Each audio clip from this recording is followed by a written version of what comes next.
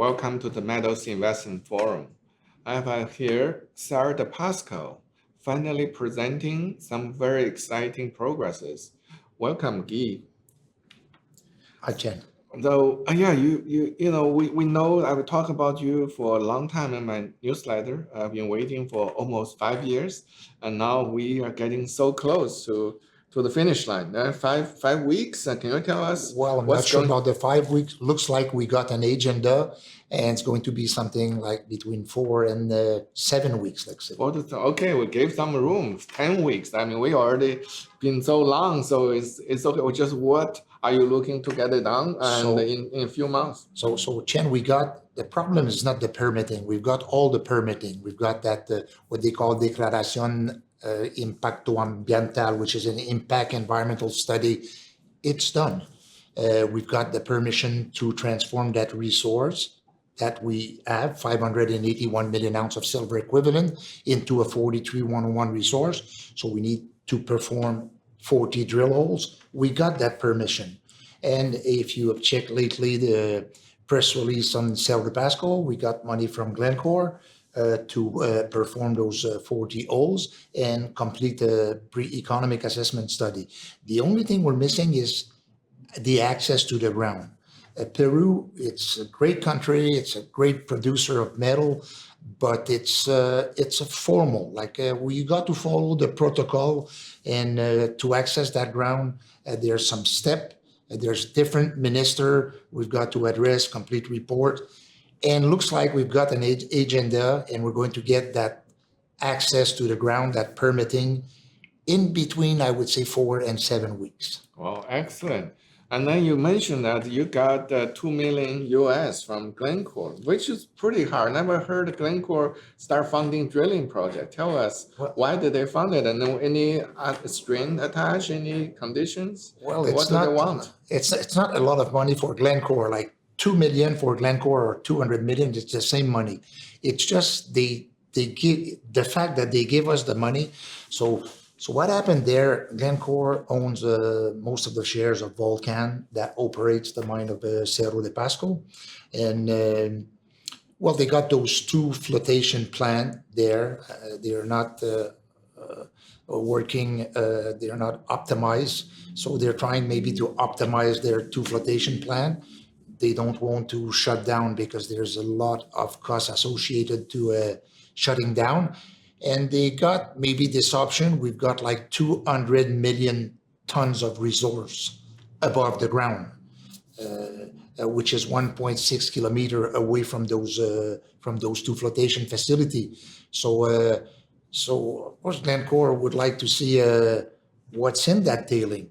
Volcan probably know more than us what's in that tailing, but they suggest us they lend us some money. So what they're asking us is, they want to see the results. Glencore have the best metallurgists in the world. So and maybe eventually we'll do something, kind of a rehabilitation together. You mean a joint venture with Glencore? Well, let's see. Right now we're drilling. After the drilling, we have no attachment each other. We just sit down, we look at that pre-economic assessment study, and then we'll see what we can do together. Let's say we want to go by ourselves. Well, it's permitting. Permitting takes time in Peru. Okay? While Volcan operation in Peru, it's all permitted. Like we're talking about, you've got that resource. There's $14 billion worth of metals in that tailing. And that resource can be rapidly exploited. Mm-hmm. So you've got those 2 facilities that are still in good shape.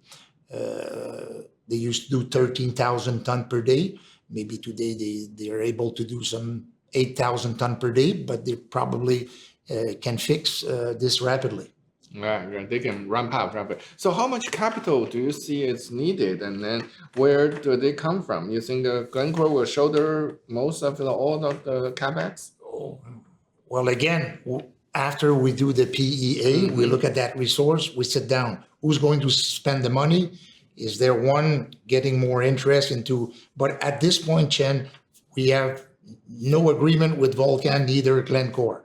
They just lend us that money to see what's in that tailing. So they gave you 2 million. You didn't issue them a single share or single warrant. No. It's a loan. And as per the press release, we are to reimburse 12 months after production have started. Okay. That's a very Well, generous. it's a good sign from Glencore. It's a good sign. All right. Sounds good. So to tell us a little bit about Peru geopolitical situation. There's some riot in the recent months, and some investors worry about that. Well, obviously, it was the headlines of all the news. Personally, I go to Peru very often, and what I realized there is, I don't know if that country really needs a government to be governed. Like there's this, the bureaucrats, the high level of the government that never change, below the minister, okay? This since Fujimori, it's like it's established. If you don't pay your taxes and there's no government, you can be sure that somebody will come anyway to your door, knock at your door, and you'll be collected to pay your taxes. If you fraud and there's no government, somebody will put you in jail.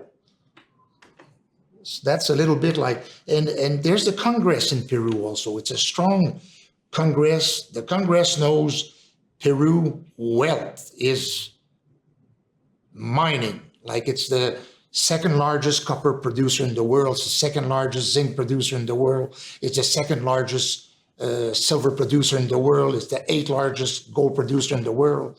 And well, for us, plus Peru has respect for Canadians. Like you got companies like Barrick, Teck that has put so much money there. So you say there's a rule and order there. It's a mining country. Yeah, well, in Peru, sometimes it takes long to acquire your permit, but when you get it, it's sealed. Like it's running. Pay your income tax and you're correct. Right, so I'm not scared at all working there. Right, unlike some country like Indonesia, they can take away, they change some mining law and then to screw you, you have to give them to the government. It never happened. No, it never happened. All right, excellent. And then you got to follow the protocol. If you want to move things rapidly in Peru, somebody will have a file, looking at the file, and he says, if you do something wrong out of the protocol, you're going to go to jail. But if you do something to advance more rapidly, and it's out of the protocol, but you did something good, you might go to jail also. So that's why those permitting, they want to make sure everything is clear and clean. All right, excellent. So you have all the permit, which is perfect. So you're ready to drill. Just need a land easement, hopefully in 4 to 7 weeks. That's what hoping. So. Then you'll start drilling. Then we'll see what's in the tailing. Yeah, well, you see that resource again, it's $14 billion. We transformed that into a 43-101 resource. Then you capitalize that into your financial statement. It changed. Like we had a market cap of $140 million 2-3 years ago. And we lost that market cap just because it took us time. COVID didn't help, but it took us too much time. Yeah, I remember I invested in your prior, another company you founded called Aya Gold and Silver right now. At beginning, also have run into difficulties, the share price turned down, and then it just take off. Once the production starts to take off, actually it was the best performing silver stock in the past decade. And you're the founder and CEO of Aya Gold. Tell us your history. I mean, I asked other people about you, Goulet. They said, well, he's the mining legend. So tell us your history. No, I'm a geological engineer. Frankly, I got cut in the bush at -50 at some point. And I got out of the bush and there was no more money in the junior mining company. So to pay us, so I said to my colleague, I said, the next time we're going to spend money, we're going to know where the money is. And that was in 1995, 1996. And we listed at the time the first ever company in the lithium business. Wow. And we used to own all those pegmatite dye, the known pegmatite dye. There was not exploration. There was 15 of them, and we used to own 13 of them. And I remember we had no money. So we did the prospectus by hand. And we filed the prospectus. And I was the CEO. I'm telling you, Chen, I didn't know at the time the difference between a bid and ask.